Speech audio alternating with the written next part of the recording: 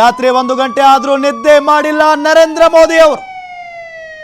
ಕ್ಷಣ ಕ್ಷಣದ ಅಪ್ಡೇಟ್ ಅನ್ನ ಪಡಿತಾ ಇರುವ ಮೋದಿ. ಯಾರು ಮಾಡಿಲ್ಲ ಇವತ್ತು, ನಾವು ಮಾಡಿಲ್ಲ, ದೇಶದ ಜನ ಕೂಡ ನೋಡ್ತಾ ಇದ್ದಾರೆ. ಗಡಿ ಪ್ರದೇಶಗಳ ಉದ್ವಿಗ್ನತೆ, ಅಟ್ಯಾಕ್ ಬಗ್ಗೆ ಮಾಹಿತಿಯನ್ನ ಪಡ್ಕೊಳ್ತಾ ಇದ್ದಾರೆ ನರೇಂದ್ರ ಮೋದಿ ಅವರು. ಅಮಿತ್ ಶಾ ದೋವಲ್ ಜೊತೆ ನಿರಂತರವಾಗಿ ಸಂಪರ್ಕದಲ್ಲಿದ್ದಾರೆ. ಮುಂದೆ ಏನು ಮಾಡಬೇಕು ಅಂತ ಮೋದಿ ಚರ್ಚೆಯನ್ನ ನಡೆಸ್ತಾ ಇದ್ದಾರೆ ಅಜಿತ್ ದೋವಲ್ ಮತ್ತು ಅಮಿತ್ ಶಾ ಅವರ ಜೊತೆಗೆ. ರಾತ್ರಿ 1 ಗಂಟೆ ಆಯಿತು,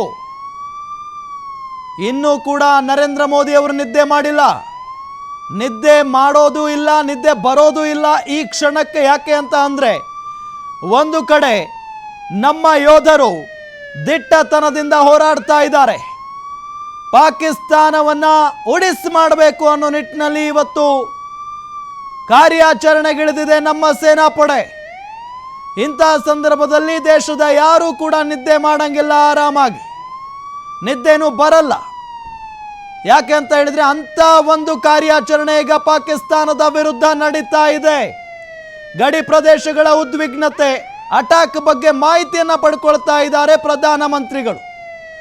ಕೇಂದ್ರ ಗೃಹ ಸಚಿವ ಅಮಿತ್ ಶಾ ಭದ್ರತಾ ಸಲಹೆಗಾರ ಅಜಿತ್ ದೋವಲ್ ಅವರ ಜೊತೆಗೆ ನಿರಂತರವಾಗಿ ಸಂಪರ್ಕದಲ್ಲಿದ್ದಾರೆ. ಮುಂದೆ ಏನು ಮಾಡಬೇಕು ಅಂತ ಮೋದಿ ಅವರು ಚರ್ಚೆಯನ್ನ ಮಾಡ್ತಾ ಇದ್ದಾರೆ. ಏರ್ ಸ್ಟ್ರೈಕ್ನಿಂದ ಏನೇನಾಯಿತು ಅನ್ನೋದರ ಬಗ್ಗೆ ಮಾಹಿತಿಯನ್ನ ಪಡ್ಕೊಳ್ತಾ ಇದ್ದಾರೆ ನರೇಂದ್ರ ಮೋದಿ ಅವರು ಅನ್ನೋದು ಗೊತ್ತಾಗ್ತಾ ಇರುವಂತ ವಿಚಾರ. ಕ್ಷಣ ಕ್ಷಣದ ಅಪ್ಡೇಟ್ ಪಡ್ಕೊಳ್ತಾ ಇದ್ದಾರೆ ಪ್ರಧಾನಿ ಮೋದಿ. ಗಡಿ ಪ್ರದೇಶಗಳ ಉದ್ವಿಗ್ನತೆ, ಅಟ್ಯಾಕ್ ಬಗ್ಗೆ ಮಾಹಿತಿಯನ್ನ ಪಡ್ಕೊಂಡಿದ್ದಾರೆ ಅನ್ನೋದು ಗೊತ್ತಾಗ್ತಾ ಇದೆ.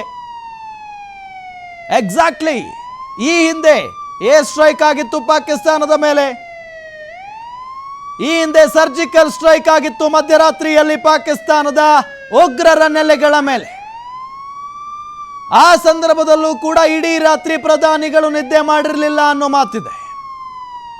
ಅದಕ್ಕಿಂತ ಭಯಾನಕವಾದಂತ ಕಾರ್ಯಾಚರಣೆ ಇದು. ಈ ಸಂದರ್ಭದಲ್ಲಂತೂ ನಿದ್ದೆಯೂ ಹೋಗಲ್ಲ, ನಿದ್ದೆನೂ ಬರಲ್ಲ. ಯಾಕೆ ಅಂತ ಅಂದ್ರೆ, ಭಯಾನಕವಾದಂತ ಒಂದು ಕಾರ್ಯಾಚರಣೆ ಪಾಕಿಸ್ತಾನದ ವಿರುದ್ಧ ನಡೀತಾ ಇದೆ.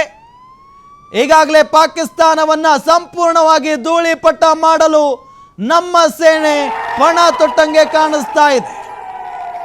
ಪಾಕಿಸ್ತಾನ ಅಕ್ಷರಶಃ ನರಕ ಆಗ್ತಾ ಇದೆ ಈಗ.